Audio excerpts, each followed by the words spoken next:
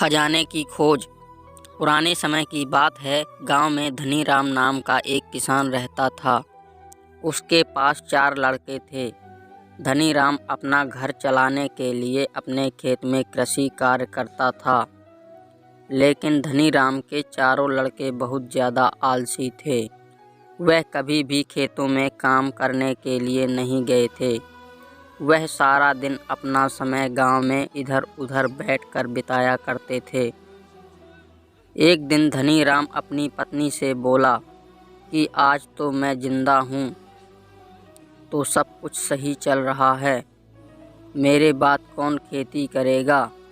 हमारे बच्चों ने तो आज तक खेतों में कदम तक भी नहीं रखा है। धनीराम पत्नी ने इस पर कहा, कोई बात नहीं, धीरे धीरे यह काम करने लगेंगे। इसी तरह से धीरे धीरे समय गुजरता जा रहा था। एक दिन धनीराम की अचानक से तबीयत खराब हो जाती है और वह बहुत ज़्यादा बीमार पड़ जाता है। इस दौरान धनीराम अपनी पत्नी से कहता है कि चारों लड़कों को मेरे पास बुलाओ, मेरे पास समय बहुत कम है। इतना सुनने के बाद धनीराम की पत्नी अपने चारों लड़कों को उसके पिता के पास बुलाकर लाती है। धनीराम इस बात से बहुत ज़्यादा चिंतित था कि उसके बाद उसके लड़कों का क्या होगा। इसलिए उसने अपने चारों लड़कों को अपने पास बैठाकर कहा कि मेरे पास जितना भी कमाया हुआ धन था, मैंने वह सारा अपने खेतों के नीचे दबाया हुआ है। जब मैं इस दुनिया में ना रहूं, तो मेरे बाद तुम खेतों में से दबाया हुआ सारा खजाना निकाल कर आपस में बांट लेना है।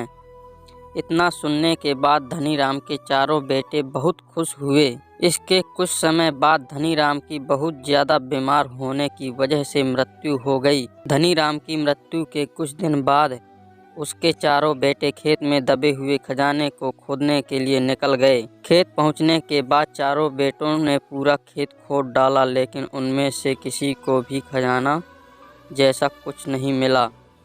इस बात से वह चारों बहुत निराश हुए और उन्होंने घर आकर अपनी माँ से कहा कि पिताजी ने खेत जो खोदने के बारे में बताया था, वह एक झूठ था।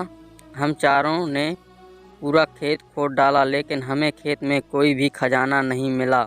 यह सुनकर उनकी माँ बोली कि तुम्हारे पिताजी ने अपने पूरे जीवन में यह घर और खेत ही कमाया है।